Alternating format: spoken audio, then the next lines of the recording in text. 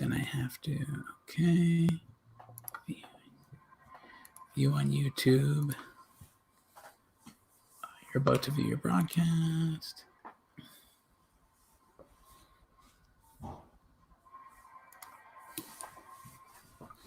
I can do that double.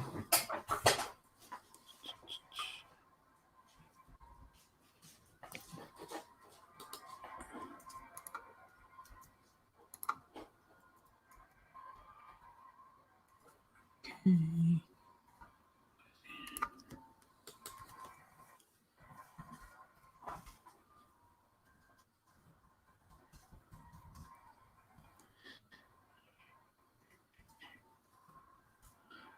Spell the word Wednesday right.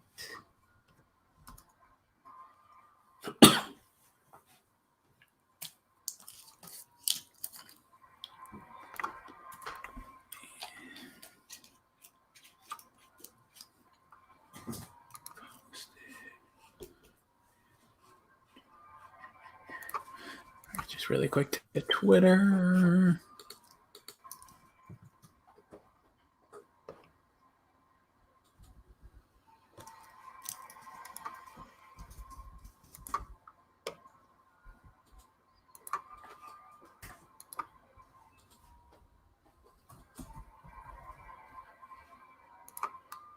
All right.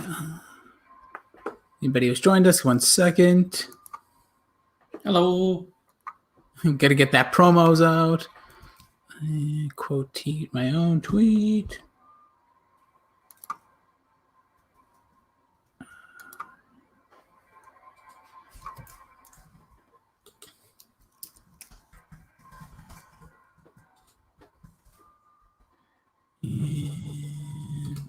All right. So let's get the party started. Yeah.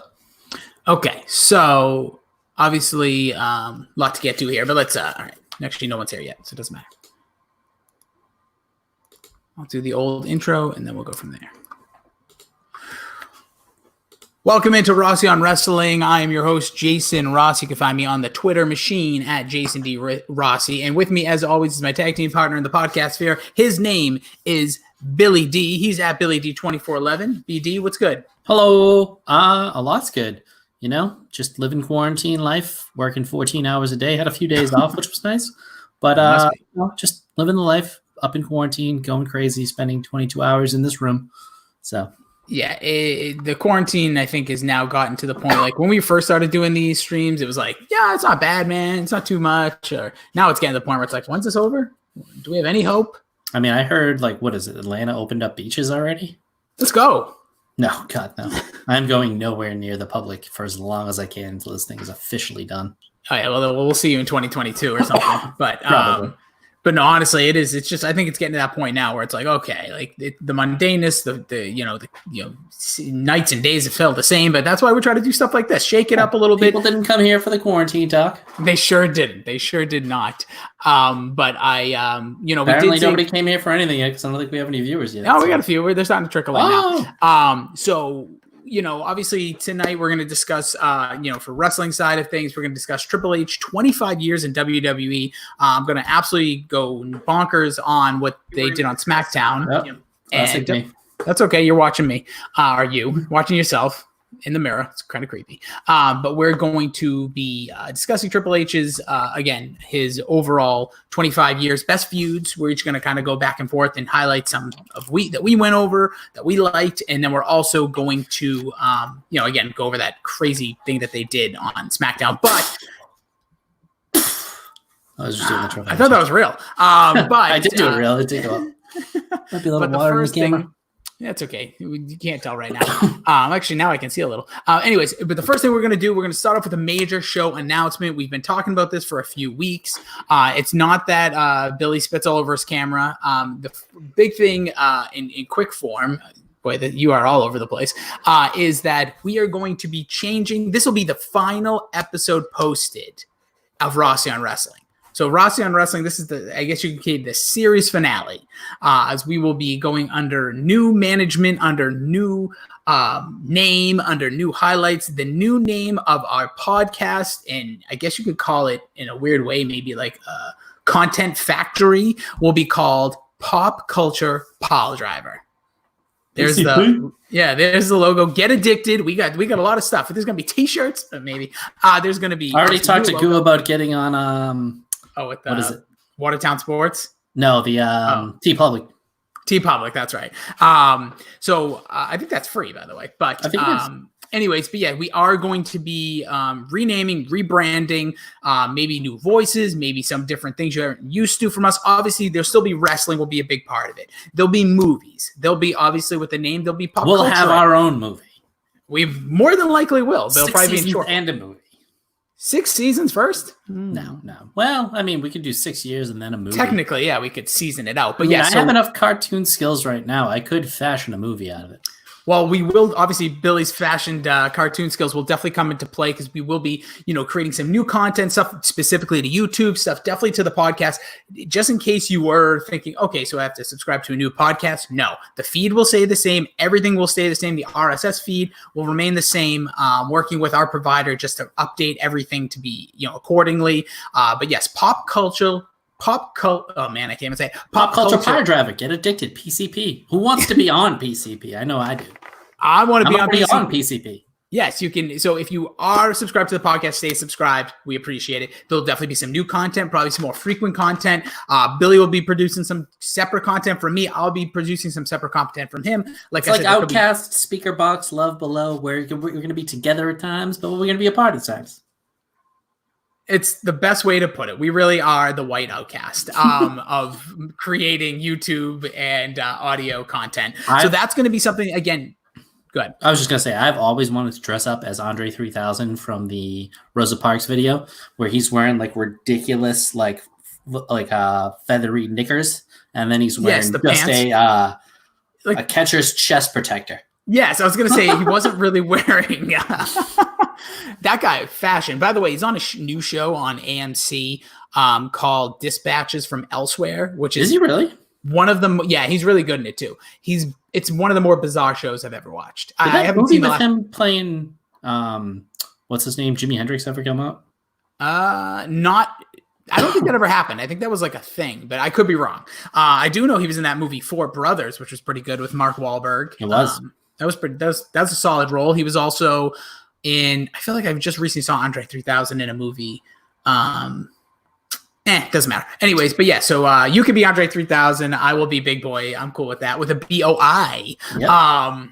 So yeah, again, Pop Culture Pile Driver, this YouTube channel that you're on right now, if you could hit subscribe now, be the first in line, because that thing's going to blow up to at least 10. But yeah, honestly, it would be great. Subscribe to this YouTube channel, subscribe to the podcast. Again, right now it is still titled Under Rossi on Wrestling, but will officially be named Pop Culture Pile Driver probably by by May 1st, beginning of May. So that's the exciting news. We'll recap this again at the end. Maybe tease some possible topics because I got a lot on my mind. Ooh, please listen. That's the best part about this. Me and Billy, both creative, both sometimes mesh, like have the same great ideas, but most of the time, which kind of makes us different, makes us special. He thinks one way, I think another. It's not, and then we kind of combine it. Well, this way we can do that more, as well as let him outlet some of his opportunity, things he wants to do. Me the same way. It's going to be a lot of fun. Again, a lot of stuff coming at you, but definitely wanted to get that announcement out to you. This is something that's been in the works, honestly, maybe for like 8 months. Yep, close to maybe even a year. But it was like in the summer of last year we were discussing this. But yeah, I'm excited. And it is true. You do have some takes, and I think Wesley of the now defunct Boxers podcast said not too long ago, does Rossi have bad takes on purpose? No, that's just you. It's funny. Obviously, since I've not been on like national or syndicate or whatever radio as a means of income, people started wondering, was that all just a show? Like I would get DMs, like be like, oh, that thought on blank, like the XFL when the XFL got shut down. They're like, you really think that was going to be a success? I'm like, yeah. There was no reason. There's definitely times to play a character, to play up and be against your co-host or whatever. But I try 99% of the time to just be myself and what I actually believe, whether people think it's ridiculous or not. I try to stay away from religion and politics because just abortion. That's just, I'm all about abortion. the topic, not the no. Anyways, but the point here is that I naturally feel the way I feel about things, and sometimes you're gonna want to kill me for my thoughts. I'm gonna want to kill you, and that's just the way it goes. Well, yes, that was the big news. We'll recap again at the end, but I'm very excited. I want to get into a lot of musical stuff. I want to get into a lot of TV stuff. Yes, music is going to be big. Because I feel like our friendly podcasts that we're very friendly with really cover movies a ton. And I'm going to cover movies too. But we are going to cover movies too. But I feel like music doesn't really have a niche in our little area of podcasts. Yeah, I agree. I think music will be absolutely a big part of this. Billy, a big music like historian and fan. I also believe that music is like in my blood. It's been something I did professionally for years. I just think reviewing old albums, going over year reviews. You could do drafts with music stuff that's just a little different than the other guys that I think a lot of people that share our likelihood of like a Mac and Goo, Dork podcast, stuff like that. Movies. I'm never going to be a comic book guy. Just not my thing. I like the movies, but I just don't read comics. So that's not something I personally am interested or would be good at talking about. One thing that I'll tease out right now as a topic, I didn't even put it in our little like group doc text, but I will. I want to do kind of a draft, but you get to pick 4 people to make one hit song. You can pick any 4 people. And we get to draft them. I think if we were to nominate people to be on it, maybe I did the fatal 4-way. 4 people on the podcast. They pick 4 people. Then at the end, you tell them what kind of song you're going to produce. I think Davey's a pretty big music guy. I know Mac's a big music guy, so maybe that could be one. Maybe, I don't know. I'm just throwing it out there. Spitballing. That's what it's going to be about. But again, subscribe. This joke. I was on HD2. I was a huge star on HD2 radio as well. Nice. It happened. I've been on the FM, the AM, and the HDM.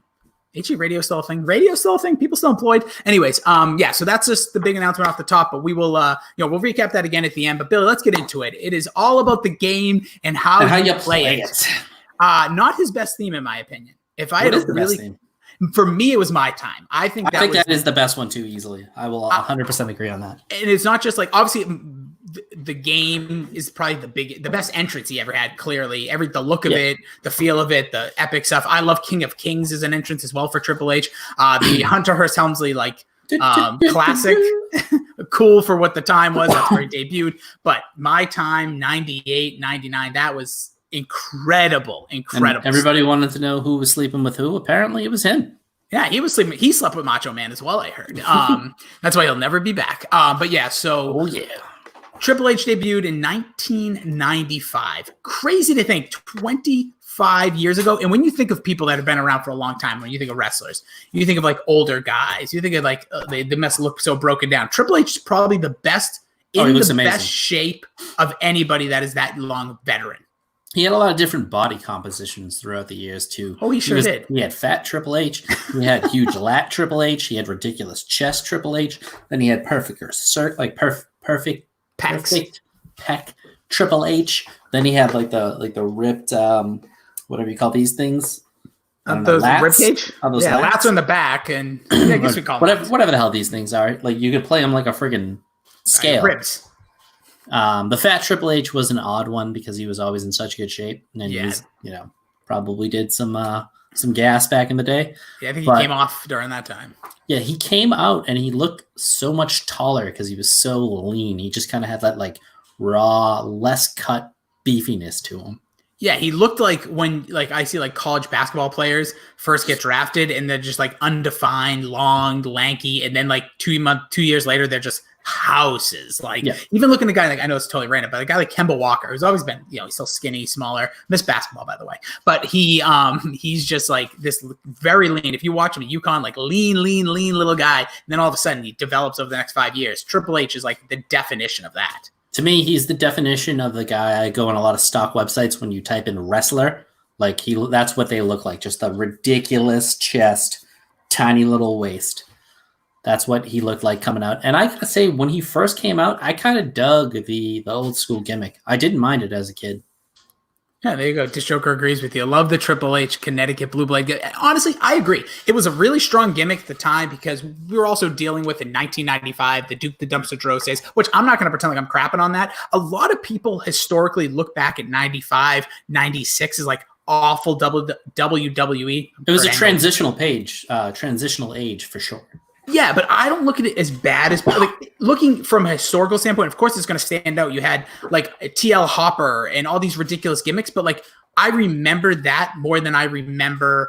I don't know. We'll just throw out a name like I was talking about Tyson Tomko. I bet you hear that name, most people like who, because he doesn't stand out. But if it was Tyson Tomko and he was known as an adult porn star, you're going to remember the son of a bitch. Yeah, character-driven things. It's all cyclical, obviously, and that was in a huge character phase, which helped it transition kind of nicely into the Attitude Era, where you took some of these outlandish people and these outlandish like style of gimmicks and made them work in that post, what would they even call that 92 to like 95 era? That's the new generation. The new generation. Like those gimmicks were able to kind of carry over a little bit, some of them into the Attitude Era. Yeah, and especially the guys like the Bret Harts, the Stone Colds who came in and like obviously Bret Hart was never really a gimmick per se, but like you let him be more raw, authentic version of himself. Shawn Michaels, perfect example. Heartbreak Kid, obviously that was his gimmick, but then was able to like just go out there and cut promos and be himself. Triple H. Triple H lasted probably the most generations ever.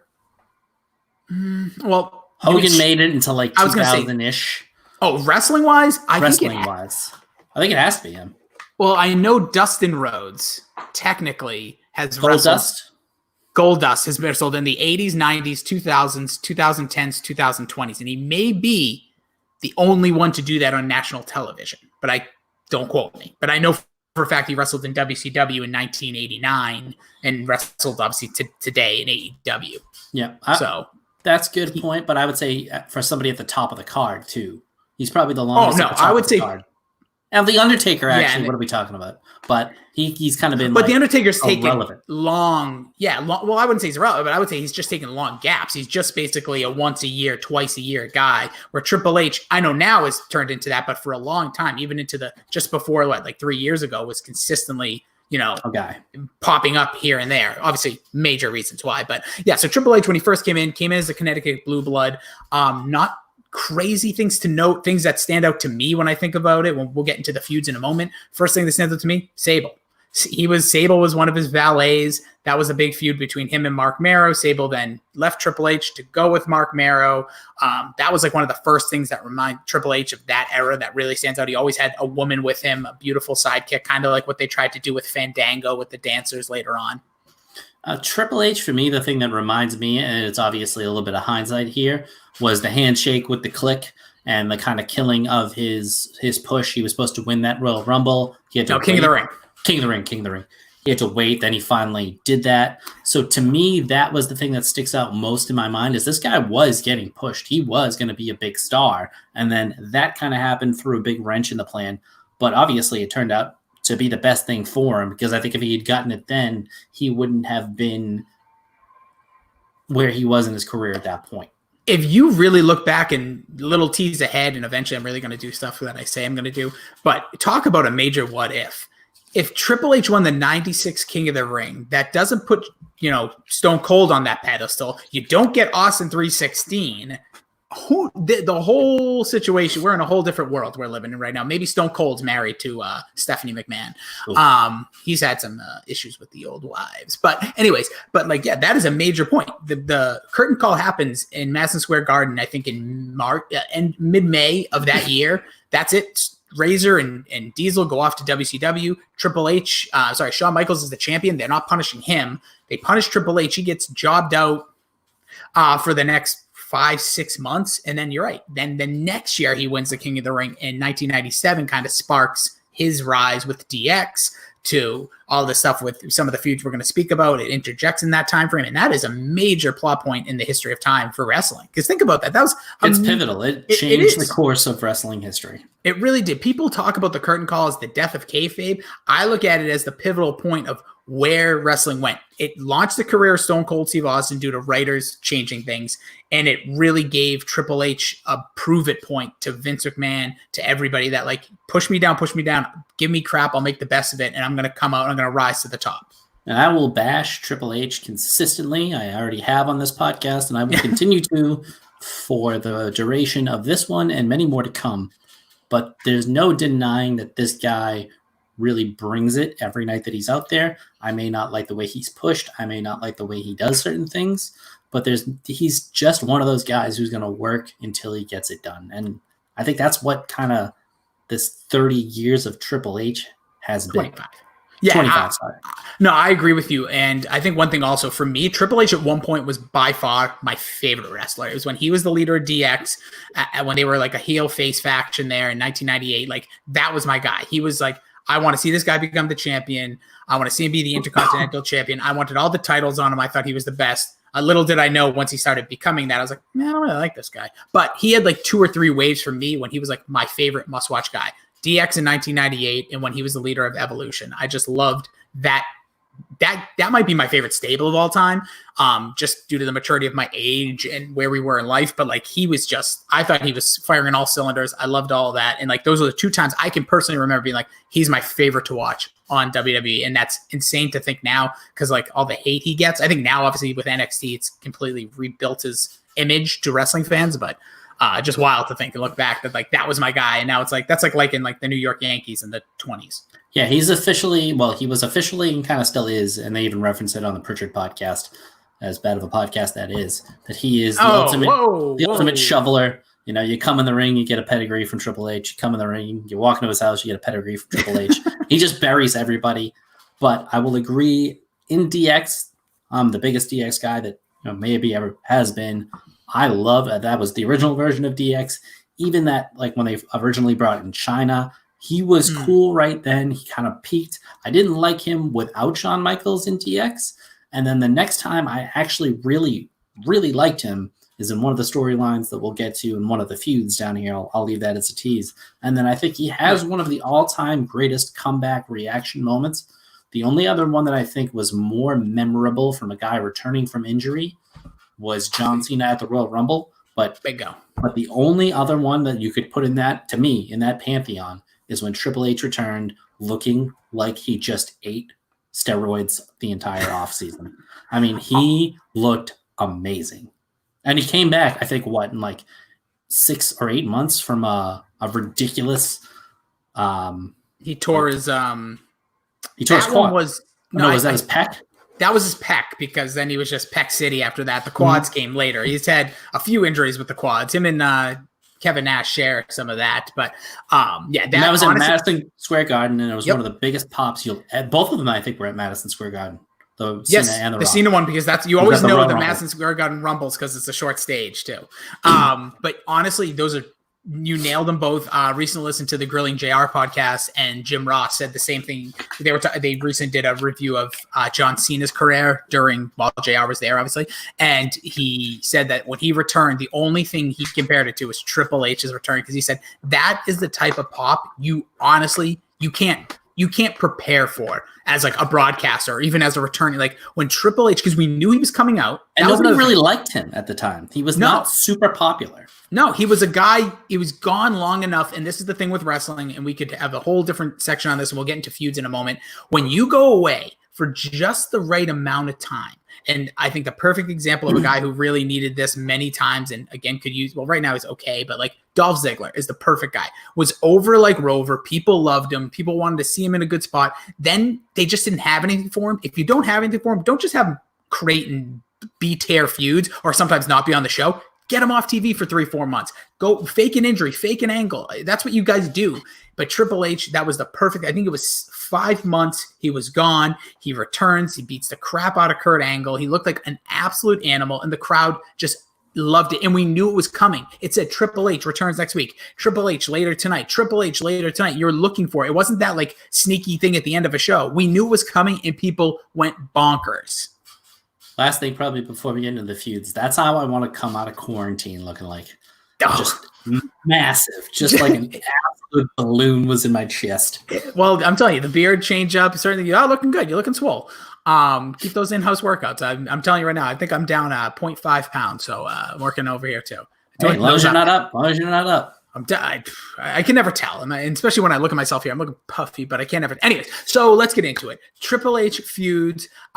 We'll go over a few. Obviously, you have section. 4, I think. So why don't you go first? I will go first, but if you guys have any ones you want to cover, please do. I'm going to start off with one that will not be on this list, and it wasn't good, and a lot of people talk about it and have this revisionist history like it was. Stone Cold Steve Austin does not make the list. They had on again, off again feuds, but never anything that stood out, including the guy set up Rikishi to do it for The Rock. He was the one behind the whole Stone Cold Steve Austin getting hit by a car. Storyline was completely botched. We'll probably get into that in a what if. But anyways, but he was also murdered by Stone Cold Steve Austin at Survivor Series 2000. He was on a forklift in a car, and Stone Cold dropped him off and killed him. A lot of that. The one last thing is they had a great 2 out of 3 falls match right before WrestleMania 17, 3 Stages of Hell. Amazing match, but that feud never really got to that next level. So I didn't really pay almost any attention to any of the matches per se in any of these, except for one specific feud, which kind of made that. But when you said Triple H Stone Cold, I don't even think you had it on the list, and I didn't even think of it. I couldn't even. And this is what Bret Hart says: name a Triple H match for me, but you can't. But I couldn't think of anything about any of their feuds, and those were 2 guys whose careers were together the entire time, around the same time, top of the card, even the middle of the card at the same time, and they never really had that like Rock Austin or even Triple H Rock moment. They never really had something that was like, ooh, I remember that.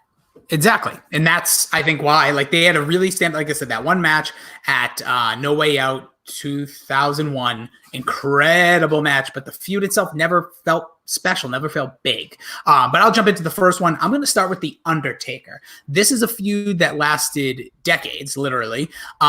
It really first kicked off prior to one of my favorite matches. I'm just going to throw it right now. The match I would say this would be my match of the pod to go and watch WrestleMania 17, Undertaker Triple H. The card is known as the best WrestleMania ever. That match is so damn good, so underrated, so overlooked. They brawl all over the place. This was before every match like went all over the place, falls count anywhere. I just find it to be like personally maybe my favorite Undertaker match too, but definitely up there for my Triple H match. Their feud really didn't consist of a lot of like big storylines, but this is right prior to the streak really being talked about. But The Undertaker, I think the next year against Ric Flair is when like he first threw up like the 10-0 like hands. But against Triple H, it was just an awesome match. The 2 of them, could have been main eventers, could have been the main event of that WrestleMania at that point. They fought 3 times at WrestleMania. They fought at WrestleMania 17, WrestleMania 27, WrestleMania 28.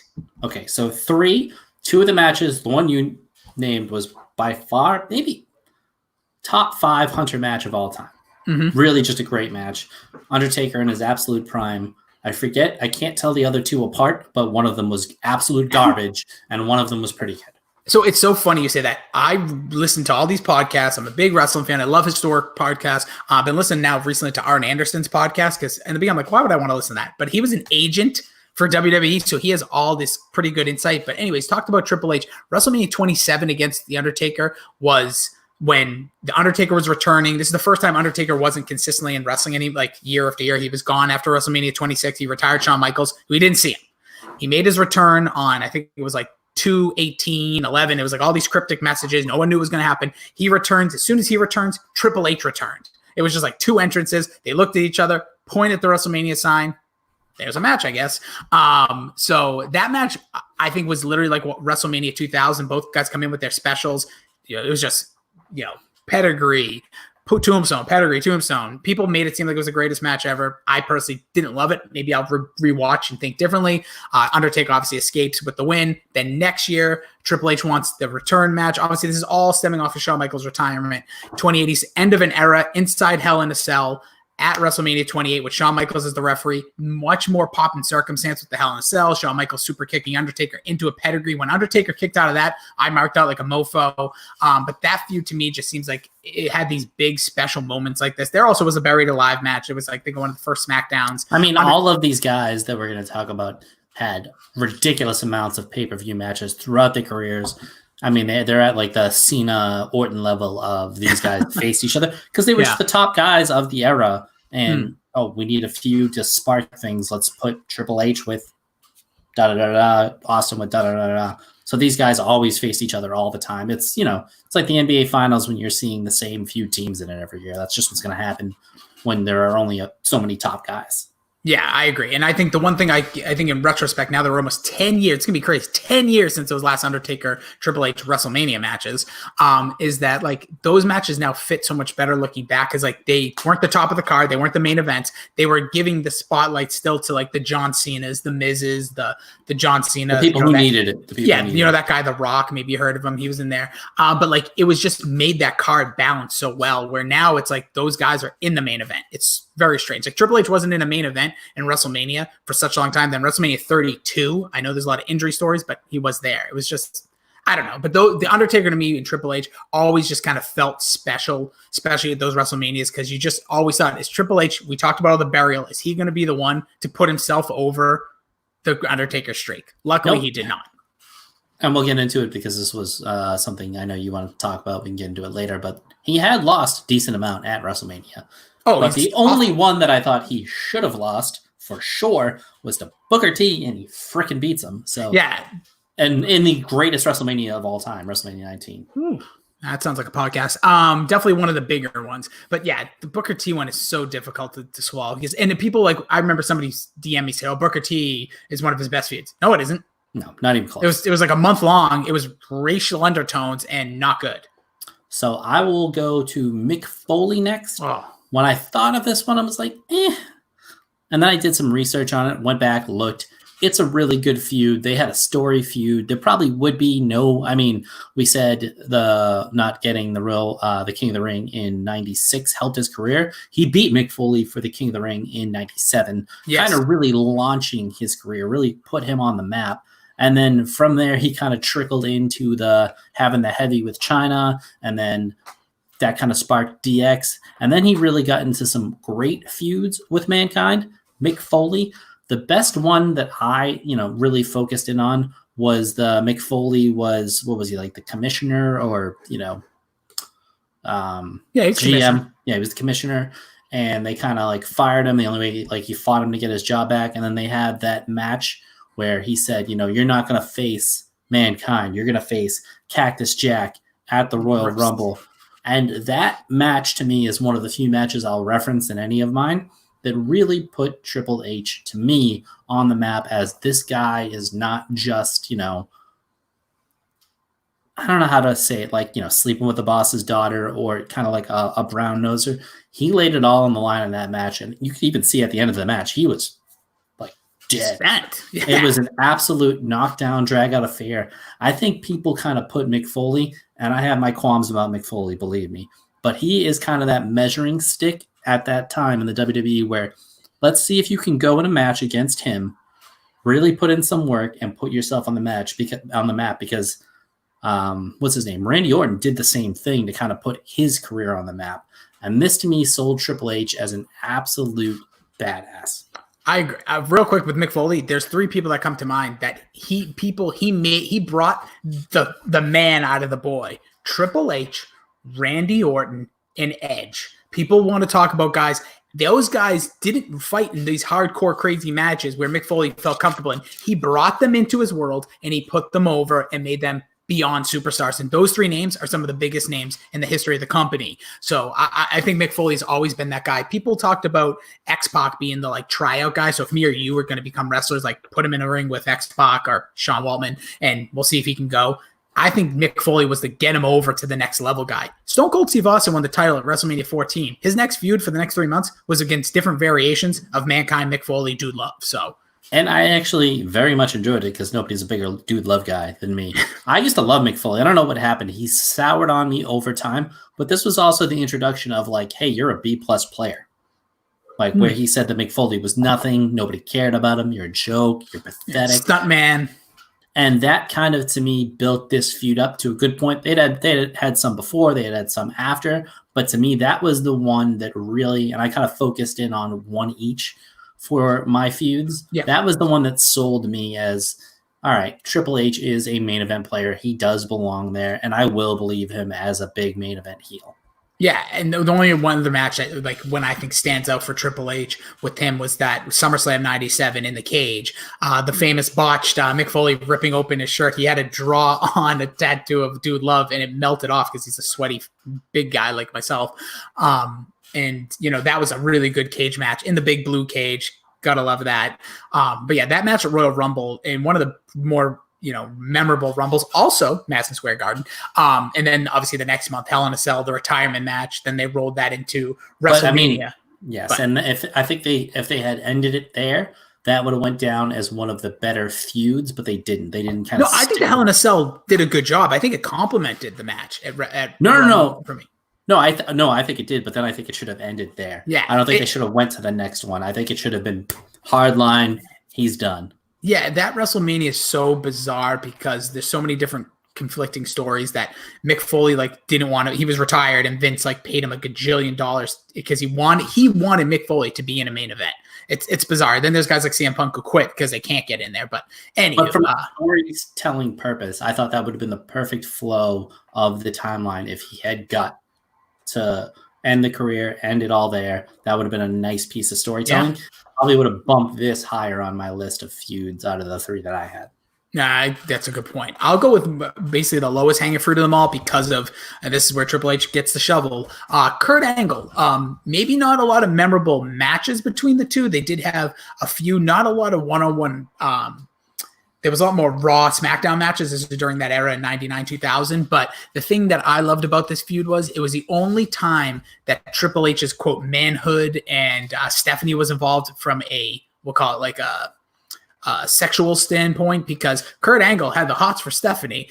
He kissed her numerous times. It was almost like they took the Miss Elizabeth storyline, but made it much more like Melrose Place, and obviously placed it 10 years later, where instead of there being slight hints and clues, Kurt Angle was just all about that ass.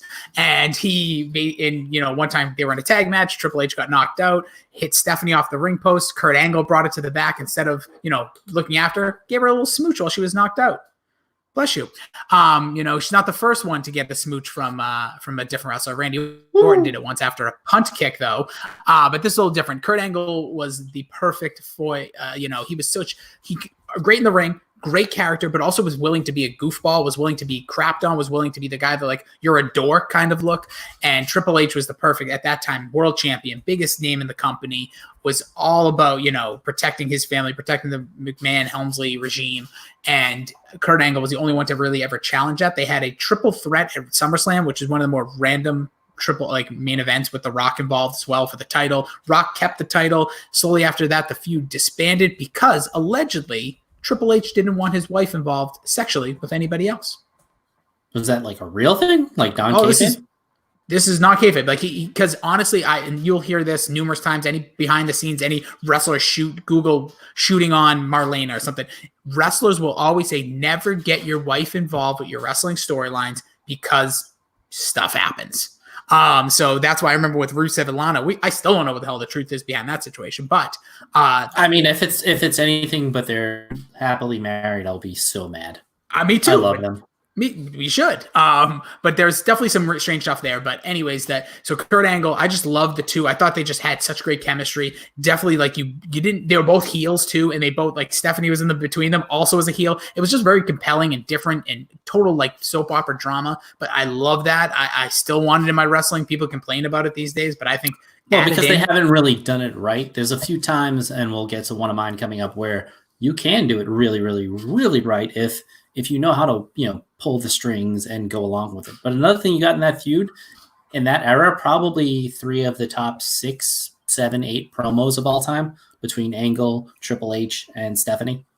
Oh, absolutely. And that was the best part. And the thing is, none of them were likable. You were kind of rooting for Kurt Angle just because Triple H was the mega heel. But this was such a fun time to be a wrestling fan, because it was you obviously had The Rock doing, The Rock things who you loved. And then you had these two guys, look at these idiots. And that was the best part. And I really think there should have been a much bigger payoff. There should have been, I don't care if it was a one-on-one match for Stephanie, or if Stephanie had to finally tell Kurt he's out to make him a baby face, something. They didn't go that route. They just ended the story. It literally just one day it was over.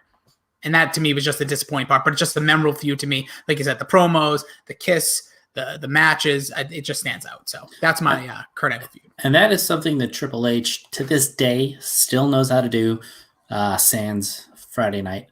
But deliver a captivating, enthralling promo. I remember we went to a show recently and he gave a promo, and I didn't even want to be into it because I just hate him being in the ring. I think he just belongs in NXT now. And the promo was money because he can deliver a money promo. And a feud that he had quite a few money promos with. It's not the best feud of the three that I picked, and I actually kind of got lucky with the three that I picked. I just kind of picked them randomly, and they were all amazing. And as I dug more and more into them, I remembered one specifically, and this was it. It's Shawn Michaels, HBK versus Triple H, the game. And, it's the perfect setup for a story.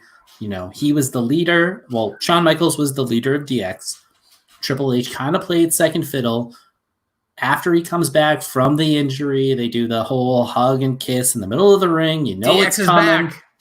Boom, pedigree. By the way, the greatest pedigree I think I've ever seen taken. The way Triple H delivers it and drops him down, picks him up, takes his hands off and throws him into the ground, and Shawn Michaels just sells it like a star.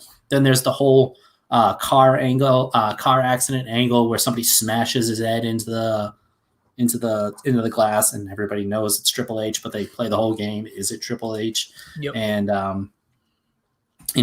it was you, Hunter. You're goddamn right. I think you might have just said you're damn right. And Shawn Michaels always had a word missing here and there, just his lazy eye and everything. Which they called out the other night, which was actually kind of fun. The only good moment. But that feud turned into one of the greatest matches of all time, but it's just a perfectly told story from the angle of you were the leader. I was jealous. I'm here to reclaim it. You're all done. This is my time now. I'm the game. And, maybe I am referencing another match. That unsanctioned match that they had at SummerSlam that was the one. Was balls out fantastic. Probably my favorite Triple H match of all time. I actually looked at a list of all-time Triple H matches, and that wasn't even the top 7 of one of the lists, which I was blown away surprised. By. Yeah, because that match was incredible. And that turn, you may have saw it coming. This was during the time when I actually thought, they're going to run with DX again. Why wouldn't they? Shawn Michaels is coming back, and when he hit him with that pedigree, vicious pedigree, Shawn Michaels sold it like a champ. That match was supposed to be it for Shawn Michaels. It was supposed to be a one-time return. We'll see when we see it, because if you think about it, if you look back, and obviously I'm sure you'll cover this in a second, he had that match, that was and the then we beginning didn't see him for months. But we didn't see him for months. Yeah, but it was the beginning of his second career, his career renaissance. Yes. He won the Elimination Chamber match in the Dookie Brown tights, the Dutch boy haircut. The Dutch boy haircut. He looked absolutely ridiculous. But that was one of my favorite moments as a wrestling fan, because right before Shawn Michaels left the first time, he was one of my favorite wrestlers. And then when he came back, he cemented his legacy as my favorite wrestler of all time. He was short-lived as the champion there, because I think Triple H wins it back quickly. And then they have who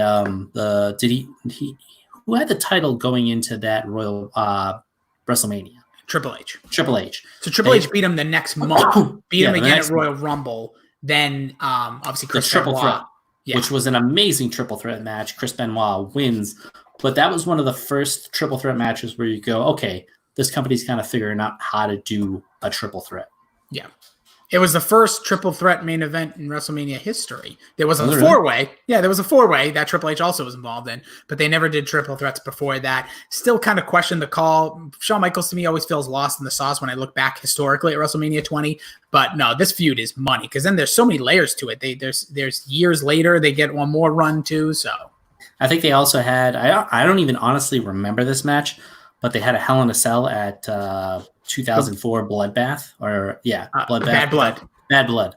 Dyslexia kicking in there. That's okay. But it's just that meaty part of the feud from that SummerSlam to that WrestleMania, which was, I think, the second best Triple H feud of all time. I don't know what you have as your next. My next one, so it's tough. We're talking heavy hitters when it comes to Triple H. I only don't even remember. Do I ever do 3? I can't remember how many I did. I feel like I only did 2. I thought you had 4. I do have 4, but I'm trying to make sure I cover all my bases here. I have it right here. Just want to make you've sure. Done 2 so far, I think. I've only done 2. Oh, okay. I'll go with this one then because I'll save the big one for the end, even though it is kind of quick. This one people probably sleep on how good it is. For me, it's Daniel Bryan. The reason why Daniel Bryan's on this list is because Triple H, I think this was the culmination of him becoming the end boss character in WWE. Like you have 2 of them, I think, at WWE now. If Triple H ever wants to dust them off, he's one. Brock Lesnar's the other one. Guys that actually feel like when you're going to fight them, it feels big. Shouldn't necessarily be main events of WrestleManias, but it should be first match of WrestleManias. But Triple H was a special guest referee between John Cena and Daniel Bryan at SummerSlam 2013. After the match, Daniel Bryan beats John Cena clean, cements himself as the man. Triple H pedigrees him. Randy Orton cashed in. The whole storyline starts there where Triple H says, you're a great wrestler. We really like you, but you're a B-plus player. It's a good spot for you. Enjoy it. And Daniel Bryan refuses to accept that position, fights the Authority months after months after months. Then the storyline's dropped randomly, goes into the Wyatt family. Then next, Michigan State starts doing the yes chant. Everything changes again. Long story short, he enthralls the feud again right after the Royal Rumble, where he and Triple H square off in the ring many times, on the mic verbally, and then eventually challenges Triple H to a WrestleMania match. Winner goes into another triple threat main event at WrestleMania 30, maybe the most important WrestleMania of all time, just due to the network launching. But it was incredible. The promos, the way Triple H just belittled Daniel Bryan for months and months, basically telling him, even if you are the champion, you're not the champion. You're not our guy. Randy Orton's our guy. And then when brought Batista back, it's like, Dave, now that's a guy who looks like a champion. I brought him back just so you wouldn't have people like you to overcome all that, beats Triple H in one of the best WrestleMania matches of all time, one of the best kickoff of all time. Yeah, I still believe it's up there. That and Bret Hart for me, and Bret Owen. But it's just meaningful. It felt big when that was when Triple H, like I said, turned into this bigger authority, wrestling character, not just it was the perfect use of Triple H in his current form as an authority figure. I think it was the best use that you'll ever get out of him in that situation. It felt perfect. It was a believable storyline. We've all had our Daniel Bryan moments where we were told we weren't good enough by somebody who probably got there by ways that maybe weren't the most conventional, maybe a little bit of nepotism. He's sleeping with the boss's daughter. And this guy's telling you don't belong when you're probably the best wrestler, if not in the world, at least in WWE. And that's from a legit standpoint. That's how he felt. That was a real thing. We saw in a couple of things. I don't even know if it was a total divas, but he's working out and somebody was like, why are you trying to get so big? It's like, WWE really likes the big guys. I need to be as big as I possibly can for them. And it just felt so real. The yes movement in the ring. I think that him versus the Authority was the closest they got to that Austin versus the Authority. And that was with the true baby, white meat baby face in Daniel Bryan, where Austin was kind of like the badass. He was kind of the anti-hero, where you got a legitimate, just we want this guy so bad to overtake. And eventually it did. And you couldn't do that. The heel makes the baby face. And this is the perfect example of Triple H being the ultimate heel for Daniel Bryan. Yeah, nobody wanted to see Triple H win. Everybody wanted to see Daniel Bryan win. But you thought he could win. But that exactly. And when that match happened, I remember thinking they're going to probably pull some shenanigans and Triple H will win this match and hell will freeze over. Luckily, that didn't happen. That happened later in the night when Brock Lesnar beat The Undertaker. But great match. That's all it was. It was simple feud. It was 8 months. And then obviously, unfortunately, Daniel Bryan with all his injuries and things, the storyline kind of moved on between Stephanie and Brie Bella. But just one of my favorite, just to watch. They completely screwed it up in the middle. I'm making it seem better because we didn't even talk about the Royal Rumble. It's just uninvolvement. Poor Rey Mysterio getting booed out the building. But there were so many just little pieces that if they could have stretched that along, I think could have been the perfect feud of maybe of all time, at least authority overcoming wise. But I just love Daniel Bryan and Triple H. Had great chemistry on the mic together because Daniel Bryan's raw authenticity with Triple H is just complete douche boss level through 1,000. The other reason why I think this worked so well and was one of the great feuds of all time is because, and Nessel referenced this, take a drink, Jobberknocker, that for the heel in wrestling to really be good, his plight, his theory, his plan needs to be believable. I may not like what you say, but I agree with it. And it's not just in wrestling. That makes for good bad guys in all storytelling. Thanos, as much as you don't like Thanos, his philosophy of eliminating half the earth with a snap, He believes in it. Triple H believes. Son of a bitch did it. Yeah. He believes that Daniel Bryan is not good enough to be a champion. And it's very believable the way this company has been run for years. And that makes a legitimate storyline. And we've seen guys lose in that situation. We've seen Triple H take out the shovel and bury the guy. So they created something that felt real, and they paid it off in a great way. Absolutely. Like, and just no better example than CM Punk. CM Punk is maybe the guy that resparked WWE's popularity in 2011. And Triple H came out of retirement to beat his ass in a match for no reason and completely slowed down all that momentum. Just to shovel him because he could. Yep. All right. What do you got? I think my next one, after researching it, because this was the one that stuck out second to me, is the greatest storyline that they have executed maybe in the last 30 years. From a sheer standpoint of like chills to certain moments, making Triple H a guy who everyone hated, pretty likable, making the McMahons pretty likable. Yes. The Randy Orton, Triple H storyline. Obviously, they had the evolution part of the storyline way back. They had some feuds then. Really didn't build as well. But when Randy Orton got legacy, got involved with the Triple H family, I mean, the way that this feud was pulled off was absolutely unbelievable. Right before he's about to get fired by Vince McMahon, he gives him the punt. And I'll tell you what, I think they've eliminated it. I think he's teased it once or twice since. Yeah. The punt is just such a vicious, absolutely ridiculous move. Then he comes out with like lawyers and doctors saying that he's suffered some sort of like mental thing and he's not responsible for what he did. And then the best part of the feud, I mean, I think he punts Shane as well. Yep. But the best part of the feud, the part of the feud that really gets it boiling, is he handcuffs Triple H to the ropes. I think he punts him, or I think he punts him. He takes care of him. No, when he punts Steph, or Stephanie's knocked down. Triple H is still conscious. Yeah, he doesn't punt him.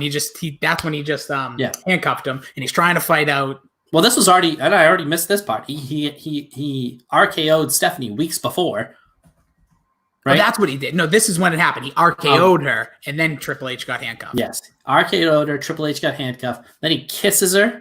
And then he hits him with a sledgehammer. And then Triple H shows up at his house with a sledgehammer, throws him through the window. Absolutely ridiculous shit. And then we get to the point where he's calling out the guy who's coming out of the limo. He's got security at the ring. He's got legacy at the ring. And this is a legit goosebumps chills moment. I got goosebumps. I remember watching this. I got like goosebumps and like emotional when they came out. Vince McMahon comes out. Shane comes out. Then he does the point. Triple H comes out. And I got like legitimately like chills as they stormed the ring. That was the best job of storytelling I think they had done in years. They got a guy that I didn't like, that I don't believe in, that I don't think is a good babyface for me to root for, cheer for, want to win. Randy Orton, again, the heel makes the baby. Randy Orton played such a sadistic bad. You believed it. His crazy look was amazing. And I think he's one of the few guys you could ever, who speaks to both how good of a heel Triple H is and how good Randy Orton is, that Randy Orton actually made a later on authority figure Triple H a babyface. This was such a good setup to a feud, such a good parallel with the fact that he had his own little faction, just like Triple H had a faction. He kicked him out of his original faction. I think that was the best job of hyping up a story they've done in a long time. Yeah, I completely agree with you. For a minute when you're saying this is one of the best, I'm like, where are you going with this? Storylines, 100%. And the problem, and sometimes I think with wrestling, and unlike television, if you have a great season of a show and the finale's like 90% of Dexter, for Dexter fans out there, that's like the story of it. The show is great. The finales are always crap, but you still remember how awesome the finale, like most of the season was. With wrestling, the feud can be great all the way up. If the match is a stinker, people go, it wasn't that good. And that's what the problem with Triple H and Randy Orton. The only issue was that WrestleMania 25 main event, by the way, after Shawn Michaels and Undertaker stole the show, after numerous great matches, it just didn't live up. And it was another one of those Triple H WrestleMania 28, 29-minute matches that if it was like 16 minutes, probably would have been a hell of a lot better. And Randy Orton went over, which is a whole nother strange part of this story. That is actually the thing that I like, is because it was a moment where the bad guy actually won, because you usually see the good guy overcoming all. Mm-hmm. I kind of like that they gave it to him, but to the point of it wasn't a great match. I just feel like some styles don't mix well. Randy Orton, I think, is probably one of the pure best wrestlers who's ever lived.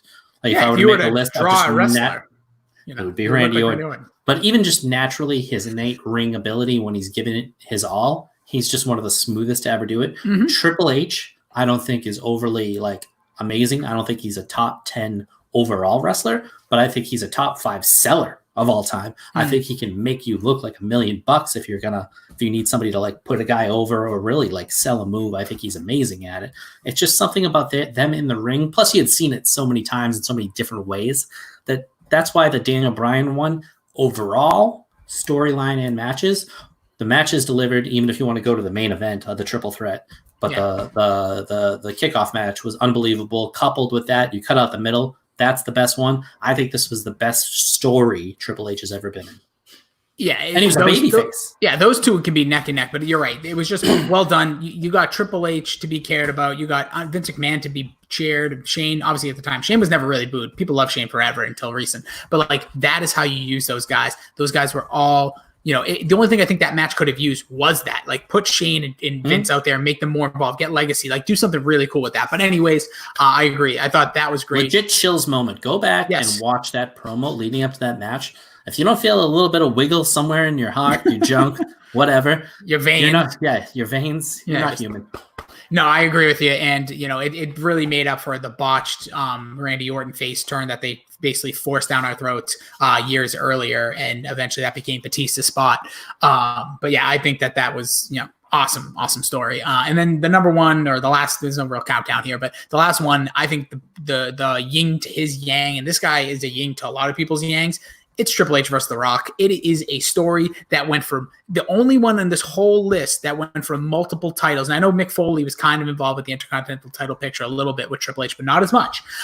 Maybe like once. But it was Triple H and The Rock. When you thought about the leader of DX versus the new leader of the nation, that was the main, I guess you could call it faction feud of the 90s in WWE, and maybe across all. Like WCW versus NWO was bigger than factions in a way. It was like a company. But plus at that point, it was legit like half of the company versus half of the company. In the beginning, it was cool, but there was no Fourth Horsemen versus NWO, for instance. It was Nation versus DX. The promos, the mocking of each other, when Triple H dressed up as the Croc Gay. And that's where that Triple H cadence, by the way, started. He tried to make fun of The Rock, and then that became the goddamn guy's cadence for literally 20 years, where he did promos like this. And he kept going.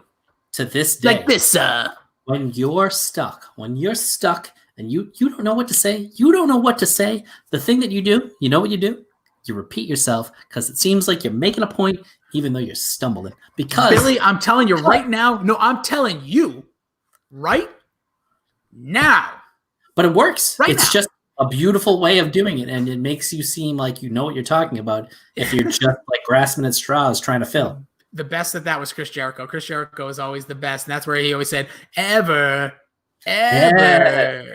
Again, he said that all started because he forgot what his next line was. But Triple H, The Rock, it was, the feud, like I said, just starting with the Nation, with DX, they had incredible stuff. 1998 SummerSlam, the ladder match. Oh, people always will remember the WrestleMania 10 ladder match is probably like the ideal like memory of like one of the best. I watched the match today, actually. With Shawn versus Razor? No. This one. Oh, this one. Yeah, this Triple H versus The Rock. You have to remember, too, this is Triple H hadn't held the gold in a long time. He may have held, I always forget if he held it when he was the Blue Blood, but this was a time when he was a babyface. People were clamoring for him. The Rock was that cocky heel piece of crap, and Triple H finally overcame, only to like a month later break I think this was his first quad injury, actually, because The Rock then like slammed a door on his leg.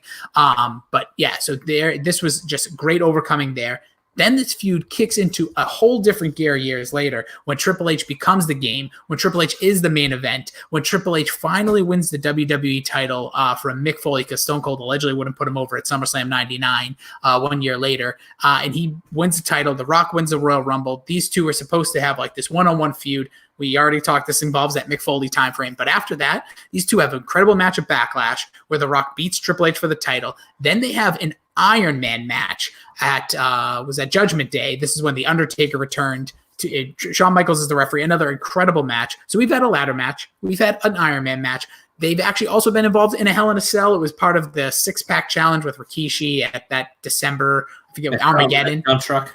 Yeah, it's crazy, but they are involved in it. These guys just always had top-line feuds. Feel like I know Austin Rock is known as like the big feud, but they never really had like minor feuds. They really just had like the over the IC title and about that's yeah, but that was short-lived. But yeah, but still, like you could argue between Austin Rock, Triple H all day. I'm still taking Triple H Rock because I just felt like it felt bigger and there was so much more. Like I said, just from the Nation and DX standpoint. But these guys, I think, just were incredible. And reading through the tea leaves and the rumors and innuendos, that was supposed to be the match at WrestleMania 32. The WrestleMania 32 was supposed to be The Rock versus Triple H. That's why after WrestleMania 31, when The Rock and Ronda Rousey had that little promo piece, and the Triple H just had this hellacious match against Sting, and then he's fine in a suit like 20 minutes later. That's because they were supposed to lead to the biggest WrestleMania. It was supposed to be Rock Triple H. Rock couldn't get the clearance, and then he ended up fighting Eric Rowan. But yeah, that was just an incredible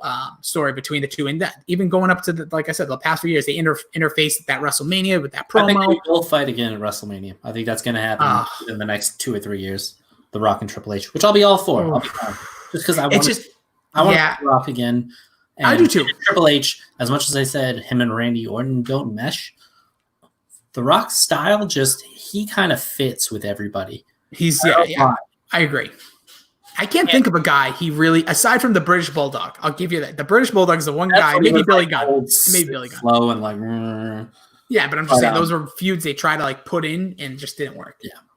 The thing that I remember, well, when you said The Rock, I was like, I'm taking Shawn Michaels. I'll leave you The Rock, because right off the bat, I remember the promos with the Nation, and I remember that ladder match. So I was like, those are memorable things. When Mick Foley, I kind of had to dig into my brain. I remember the match, the bloody one from Royal Rumble, but I didn't remember anything else.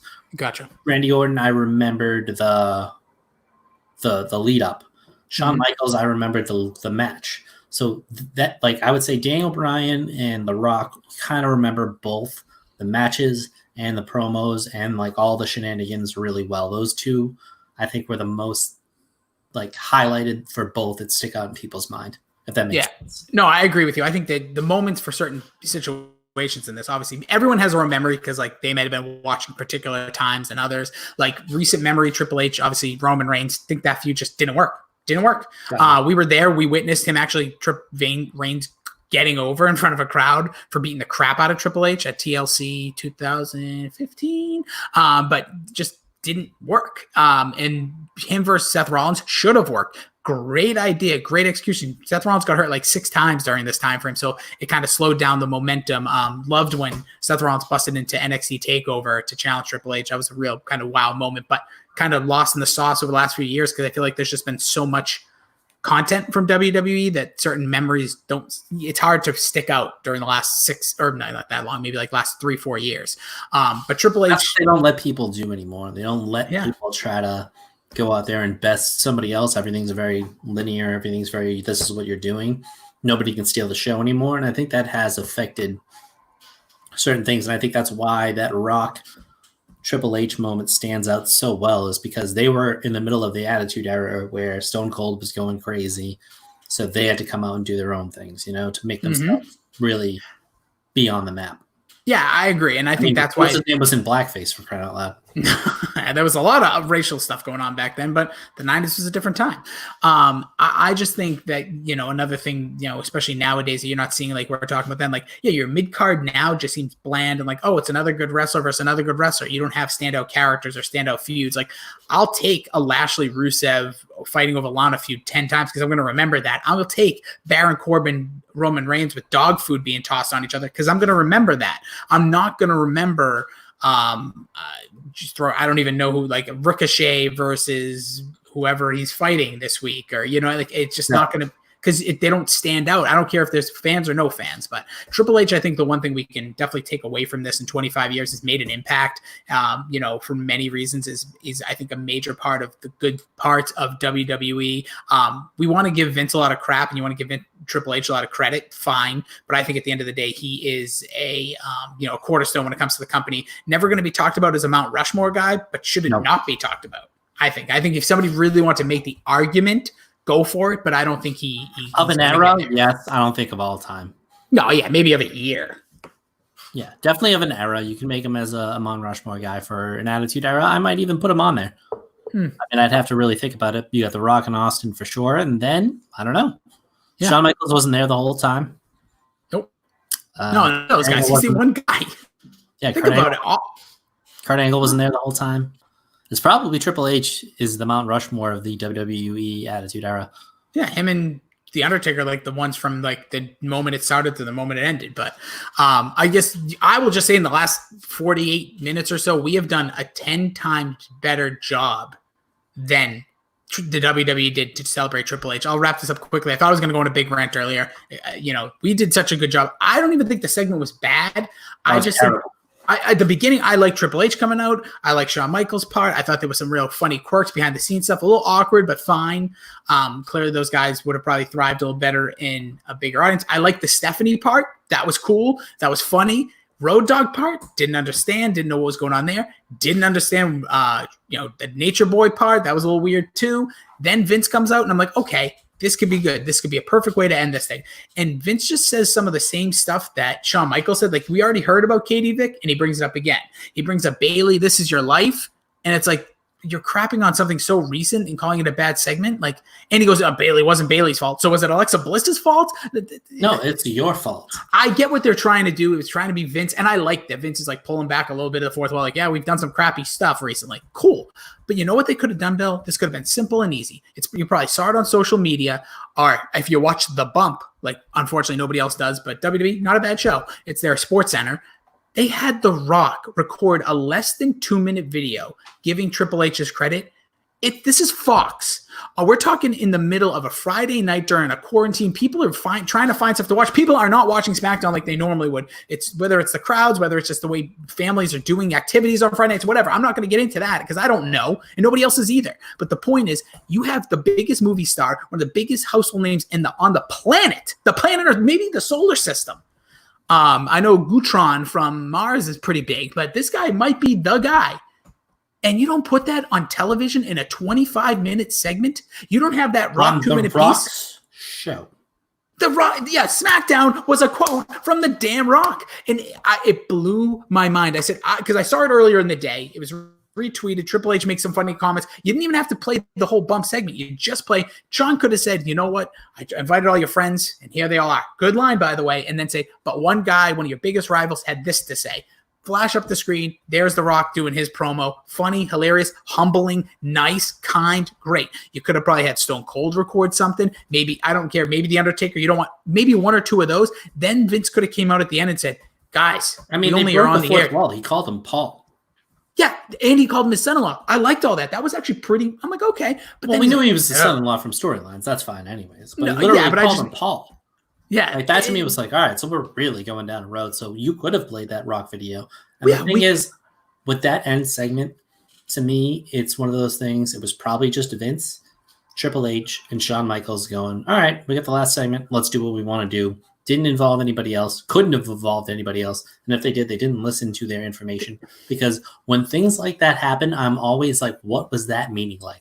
Because we've all been in meetings where somebody comes up with a batshit crazy idea, and somebody, if like they have the balls to be like, let's squash that. That's terrible. But they browbeaten probably everybody they worked with, where they have final say, especially Vince. He's like, I want to do this, we're doing this. And he's above reproach, he's above questioning. And that's why you got one of the more awkward segments I'd ever seen. I even think it would have been that awkward with a crowd. Yeah. None of the jokes landed. I think that's the worst part. Like the Katie Vick, when Shawn Michaels mentioned it, pretty funny. Even though Shawn Michaels wasn't around for it, that's fine. But that's okay. When Vince McMahon then repeats, this is like Katie Vick. It's like, we just heard that joke. It's like me making a joke that you just said. It's like, no.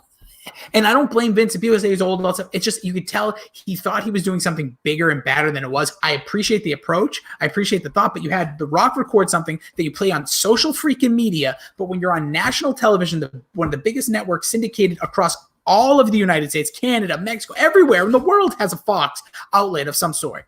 You don't play that video, and that's just stupid. And the way it should have ended was fine. If he wants to cut the lights and say we're out of here, cool. The other little issue, and I'm not going to use the Fiend. I'm not going to say that. I get we're in the middle of a weird, pandemic, and who knows who's there, who's not. It didn't involve anything current, and I'm sorry. That sometimes I like the idea of doing tributes, but 9 out of 10 of these things, whether it's a Ric Flair appreciation night where Batista returns and kills him, usually you have to have something that makes you go, where is this going now? And I didn't need it to be a big storyline. It could even just been Baron Corbin coming out crapping on him, getting a pedigree, and we move on. It could have been, this is where Elias should be a heel. He comes out singing a song, kissing Triple H's ass, knowing he's the boss, gets a super kick, gets a pedigree, we move on. Any of those crap heels that SmackDown have should have just been involved to be the foyer for those two guys to get over. The thing I do that I hate when other people do is if you get a criticism and you don't give a way to redo it. Yeah. I would have had everybody, Stone Cold, Edge, Randy Orton, everybody in the company who's had a feud with him, cut like a nice little backstage promo. You save the rocks for the end, the actual real nice one being like, yeah, Vince's son-in-law is great, blah, blah, blah, blah, blah. Stephanie's husband can really do it all. I wonder how he got here. I would have played, the Triple H highlight, followed by that. Yep. Triple H comes out. No lights, no pyro. The guy still takes his water bottle, and then he cuts a heel promo, kind of like the John Cena promos, where it's like, you say that I bury everybody, but Triple H cuts it from the standpoint of, you say I'm, the son-in-law, I'm married to the boss's daughter, and then he just tears every person he's ever fought a new one. I am the game. I'm one of the greatest of all time. I was one of the best at this. I'm one of the best on the mic. I'm one of the best in the ring. And now I've taken NXT and made it a more, valuable brand than almost any brand in the world, and this is what is considered our developmental. So you want to go and you want to make fun of me and saying I'm only here because of this, that, and the other thing. I'm here because I work harder than anybody. And then maybe somebody comes out, pedigree, good night. And that would have been a better way to sell it to me than just him and Sean grab-assing, which they always do, which is never good. We're not 10 years old, 13 years old, 12 years old anymore. I think they actually pulled. I like where you're going. I think that would have been good as well. I actually didn't mind him and Sean. Like, I don't mind the idea of let guys go out and cut a rug, have some fun, enjoy it, just go do a segment. But we don't see that anymore on TV. But the one time we do is when it's these two guys that no one is going to say no, isn't going to question them. Involving Vince, it's literally like the power guys of the company just saying screw it, we'll just go. But if let's just use Baron Corbin again, or just trying to think on SmackDown, say Dolph Ziggler and Otis say, hey, we have this idea. Let us go out there give us 6 minutes to just go do this. But no, we need a writer. We need this. We need that. They're not allowed to do that. But these guys can. And no offense, it ended so awkward. And then Vince being like, all right, cut the lights, Padre. He said Padre twice. That's some sort of behind the scenes fourth wall thing that I don't know about. I guess that's just what Vince says every night before they leave. But how the hell am I supposed to know that? I'm just a viewer, a casual viewer, a hardcore viewer. It's just, I actually felt bad because I'm like, this could have been really, really good, and it was just okay at best. It was clearly too long, and all the guys are better performers than what we saw. It was a bad SNL sketch gone even longer than normal. It was just awful. Seriously. But that's that. That's Triple H. 25 years. The last memory we have him is crap. The first memory we have him was crap. So it was a good sandwich in between. Some moldy bread, but some prosciutto in the between. So yeah, Triple H definitely had some memorable feuds, had some great matches, despite what my personal favorite of all time, Bret Hart, had to say. But I would just say that definitely enjoyed this. Enjoyed looking back at Triple H. He's kind of fun to talk about because he's so polarizing as well. So there's when you have Triple H as a topic, there's no shortage of thoughts. Definitely a top 5 guy of the Attitude Era. I could probably give him 3 or 4.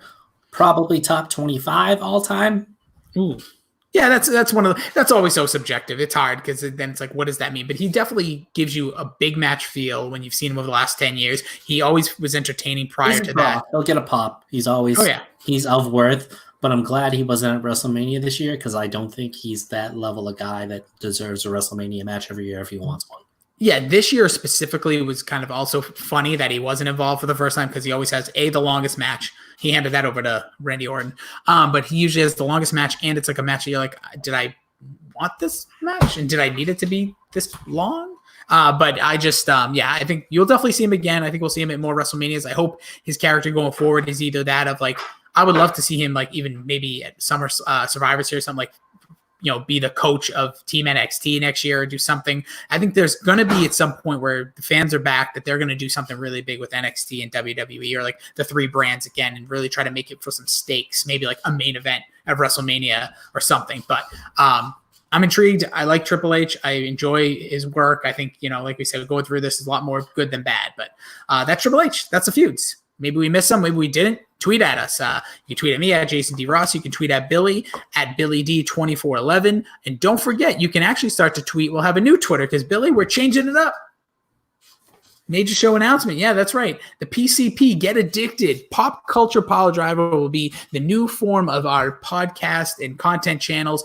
Soft launching today. Hopefully over the next month, 5 weeks or so as we're in this quarantine, we'll have some time and dedicate to adding some content, giving you guys some new, some fresh stuff. Like we were talking about, we announced this earlier. If you hadn't heard already, we'll be heavily focused, obviously, wrestling, music, movies, television, occasional video games, stuff, retro stuff from when we were younger, stuff that's new. But definitely if there's things you would like to hear, we'll do it. Yeah, tweet at us. The new handle will be at Pop Culture PD. That's live and kicking right now. We'll be on the YouTubes at Pop Culture Pile Drive. We'll be doing all of our live streams from there going forward. Super excited about this. It's going to be a lot of fun, a lot of different, like I said, could be some different voices, some different faces, some new faces. We'll kind of see where it develops from there, but we're very excited about this. It's been something that works for a long time. Yeah. I got a lot of topic ideas, a lot of things I would like to get to. I really, like I said earlier, I want to do a lot of music stuff. You pitched a Naked Gun idea, which I'm all on board for. I say we do all three at once because it's my favorite film franchise of all time. Screw the Avengers. That's a debate. Ooh, yes. Well, yeah. Well, honestly, if we're really going to break it down, I think something that has 3 good parts is better than something that has 22 really above average ones. And I know that sounds crazy, but there's some thinkers in there. I'm sorry, there's thinkers, and it didn't end well. Just like Randy Orton versus Triple H, it just didn't. It just did not. At the very ending, yes, but the final movie as a whole, not as good as the previous. It's just not. It just isn't. It's just not. There's no way anybody's ever convincing me or can give me any artistic reason. You had a movie that had. I'm going to quickly rant on this, then we're literally just going to hit stop because you had a movie that in Infinity War that had like 38 characters in it and all had major parts and all felt involved. And then you had a 3-hour, 20-minute movie with like 6 people heavily involved and did not play off as good. It just didn't. It blows my mind. The movie isn't bad. I'm not saying it's a bad movie. It's just a lot of time spent in random areas and doing a little game of like a lot of people didn't like It, which I didn't either. It Chapter 2. That game was all about go and find something to come back here to solve this, to solve the world, save everybody. The Avengers did the same thing, but people talked about that like it was gold, and it was. Gotta have stakes, Rossi. You gotta have stakes. You gotta be fighting for something. I'm all about stakes. Did you see the movie before? That was stakes. That movie made me feel like important. That movie was and then awesome. He wiped out all the people. Spoiler alert. Yeah. And then they had to get him back, so they couldn't be there. Obviously, that's how it had to work. You can't have everybody involved all the time. Everybody can't be at the top. We know that from wrestling. You can't have everybody at the top. You kind of had to have that like superior 6 guys going after the belt, going after Thanos. Back off. It just. I thought it was so beautifully done. I thought it was start to finish. It was ride. They killed the guy 10 minutes into the movie, which was great. The best character they have, and then they just we need him again, but we're going to get an older version of him who's now going to realize what happened in the future. Too much time travel, by the way, too. Because they made it make sense. It was probably the best time travel movie of all time. Absolutely not. You must have missed Back to the Future and 900. That's where they took 90% of the time travel effect. Yeah, that doesn't make it better. And I will say, at the end of the day, It all happened because of a goddamn lazy written rat. Somebody decided, we need to get Ant-Man out of the quantum realm. Should we do something creative? Should we use that cat from Captain America? Should we do something that ties into the story? No, we'll just have a rat randomly walk across a car, hit a button, and boom, everything's back. Everything's okay. Stupid, lazy writing. And trust me, I hate saying that. It was lazy ass, find ways out of things, bad. If you rewatch a movie with my awful point of view, you'll agree with me, and that's sad.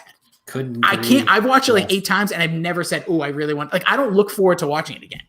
But Infinity War, I would watch. Infinity War is clearly the better movie. I don't think that's a debate you can have. 100% the better movie, but the way they ended it, it's tough to end a thing like that. And I thought they did a tremendous job. I love the dance. I love Captain America finally getting that dance from Peggy. But see, that's the part I hated. I didn't need that. We knew it happened. He went back in time. He was married. We did not know it happened. No, some things are better left to the imagination. The one good part, the one part that actually ties the story from the original Avenger for you. To the for the audience. That was the one thing. You knew you didn't need to see it. You did, because I didn't know what happened. We don't know what happened. Then you're an idiot. You're like the people who didn't like a lot of things about Lost because they didn't tell the mystery of the ending. Sometimes you just got to picture it. Yeah, this is kind of apples and oranges, but there'll be plenty of Lost content coming because that's son of a bitch. I've watched so much Lost recently, just like popping on random episodes, and it actually gets me kind of angry as well as well entertained. I think we do the month of Lost in like September. We do a once a week Lost thing. I might literally. You may see me snap. It might be the end because we have similar takes on Lost. No, I know, but I get so passionately angry about some of the stuff now with all this retrospect on Lost. And just so you know, what we also could do, I'm going to cut this out of the podcast version. So for the 1.5 people watching now, you're hearing this. I've still never watched that last little chunk of Lost. I've kept it all these years. Do you know what it is? Yeah, I know what it's about, but I don't know like what happens. I don't know any of the dialogue. I just know who it involves. I don't even want to talk about it because I've kept it fresh. What are you talking about? The little epilogue thing that they put in the DVD box set. Oh, I've never seen that either. So we're going to watch that live because I remember when it came out, my dad's like, all right, because me and my dad watched it all the time when it was happening. He's like, are we going to watch this? I said, I'm holding on to this as long as I can because it's the last piece of original Lost content, which I still believe Lost is the greatest television show I've watched. Like it grabbed me like no other show ever has for that type of show. Like I love like sitcoms a little differently, but like Lost to me was like, I was the most involved in that show of all time. Yeah. And no show even compares to me. I think I was more into it. The only thing is the finale wasn't bad. I just didn't love it. No. And at the time, I remember I was in tears. I was loving every second. It was so emotional. But then when you look back, you're like, the fuck was that? Season 5 kind of hurt it, obviously. We'll get on all this later. It's just trash. It is just so bad. Half the show doesn't even mean anything. It made no sense. Anyways, yeah, but we'll get into that. This is the stuff you're going to get. It's going to be fun. It's going to be passionate. We're going to bring out the best and worst in each other. Like I said, we'll have guests coming and joining us. Pop Culture Pile Driver. Subscribe to the YouTube channel. Subscribe. Give it a follow on the old Twitter machine at Pop Culture PD. He's at Billy D 2411. I'm at Jason D Rossi. It has been a pleasure. Triple H, you're welcome for putting you over way better than your own father-in-law and best buddy, who you guys probably did a little bit of this with back in the day. Triple H has never been put over in his career. I'm just kidding. I was going to say Triple H puts himself over more than I think anybody in the history, except for actually low-key guy with the burial, Stone Cold Steve Austin. Oh, absolutely. He refused to put anybody over.